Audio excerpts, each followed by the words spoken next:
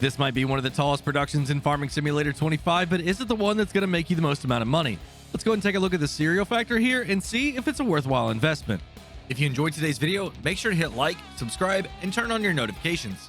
How's it going, everybody? Driver53 here, and today we're going to be taking a look at the cereal factory to see if it's worth putting on your farm or if you should just kind of put it to the side and not worry about using this production. And I've got a spreadsheet here taking a look at all the different data that we're going to need for inputs, outputs, values, how long it's going to take to pay off. Let's go ahead and get right into it. First two columns you can see here are the input and the peak easy input sell price. All the ingredients that you see there on the left-hand column may be showing up more than one time because they are an ingredient in multiple recipes. And then the second column here, once again, this is the peak easy input sell price. And the right-hand column here, this is how much you can expect to see as the peak price whenever you've got it on easy economy. So you're not going to sell your products at rock bottom dollar. You're going to sell them when they're the most profitable, and that is this value right here. Now, like I said, this is on easy economy. If you want to know what the normal economy is, well, it's going to be 60% of the values that you see on this chart, and then the hard economy is going to be 33% of the values that you see on this chart. The next two columns here are the input quantity per cycle and the input value of that quantity. So you can see here for honey, it's going to be 10 liters, and that's valued at $33.60. We come down to raisins. Well, it's 10 liters there too, but they're worth a little bit more, and it's $54.28. The next two columns that you see here are the output and the peak easy output sell price. So you've got four different recipes here. They're all cereal, but they're all using a different main ingredient. So you got some chocolate, you got some raisins, you've got long grain rice, and then you've got just regular rice as well. And the value of cereal is $12,768, once again on easy economy. The next two columns here are the output quantity per cycle and the value of that output quantity. So as you can see, for the first two recipes, you're going to get 20 liters, as well as the last one, the rice. But then the long grain rice, you're only going to get 15 liters of cereal out of that recipe. And the values of that are $255.36 or $191.52. The next two columns that you see here are the cycles per month and the production cost per month. So it's 216 cycles per month on the top two recipes and 144 cycles a month on the ones that use rice. And the production costs for the recipes that use rice are $240, where the ones that don't use rice are only $120. The next column here, this is the output value per month. So you've got a quantity of product that you're going to be able to make every single month, and this is how much that is worth. $55,038 for the top two cereal recipes. And then long grain rice, it's a little bit less. I mean, like quite a bit less at $27,339. And then your regular rice is $36,532.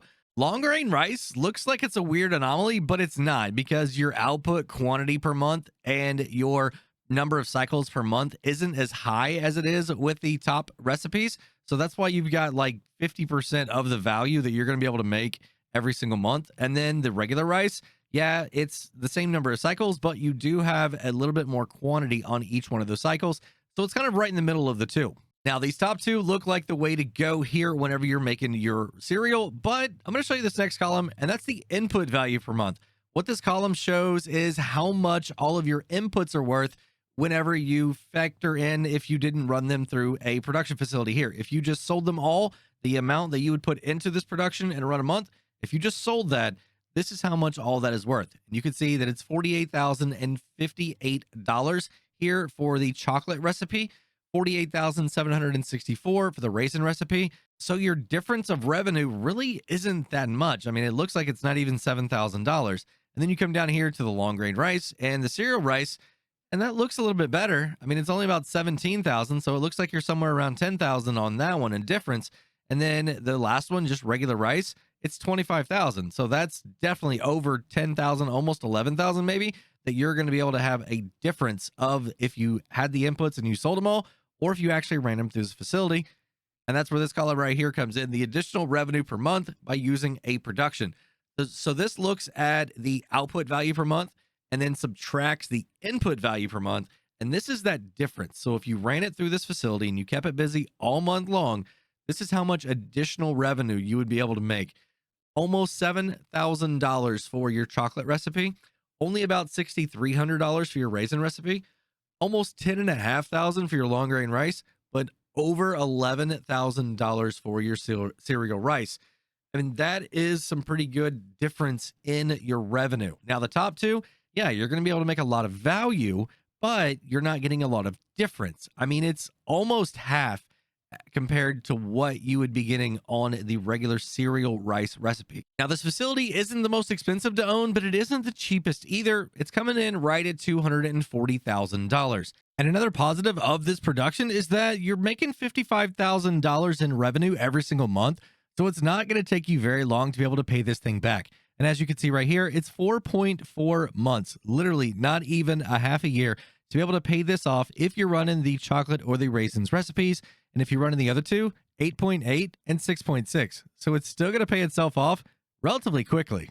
Now, unfortunately, you're not going to be able to run all of the recipes all at the same time to be able to maximize and get the most out of your revenue here. You're going to have to run one recipe at a time, or understand that it's going to divide out your recipes because it is a divided production. And what that means is that if you have one recipe running, say regular chocolate cereal, what's going to be able to give you the max number of amount of volume every single month. All right. And that's going to be roughly about 4,300 liters of product every single month coming out of that recipe. We'll say now, hey, I want to turn on my cereal rice. Well, now that you have two recipes going, each of these recipes are going to be cut in half. So where you were making 4,300 liters, well, now you're only going to be running about 2,150 liters. And you might be wondering, well, how much product do I need to actually put in here to be able to keep this thing busy for an entire month? Well, that's where this column right here comes in. This is the max input volume per month. And as you can see, it's not that much, just about 7,800 liters on your oats and your corn, and your chocolate and your honey is going to be about 2,200 liters. Now, that's for a regular chocolate cereal recipe. As you go down, you see that for the cereal recipe, your oats and corn is actually a little bit more. You need almost 8,600 liters. But then down there on your rice, 2,160 on your honey, but then rice is 5,184. And now that we know how much you're going to be able to put into this facility every single month, well, how much are you going to get out in cereal? Well, it's about 4,320 liters whenever you're running the chocolate or the raisin recipe, 2,160 with the long grain rice, and 2,880 for your regular rice cereal. So this is the first production that I've actually seen where your rice makes a big difference on the amount of revenue that you could potentially make here using one of these facilities. Like I said before, regular cereal, your chocolate or your raisin is only between $6,000 and $7,000 additional every single month versus your rice. You're $10,500 to $11,000. That's double the amount of revenue just about that you're going to be able to bring in every single month if you run rice. Now, it is a specialty crop and you've got to be able to harvest it using the a little bit more difficult method. But long grain rice, you can use a regular harvester for that. Well, that's going to be it for today, everybody. If you enjoyed the video, go ahead and give it a like if you would. Make sure to hit subscribe and turn on your notifications to keep up to date on my future videos.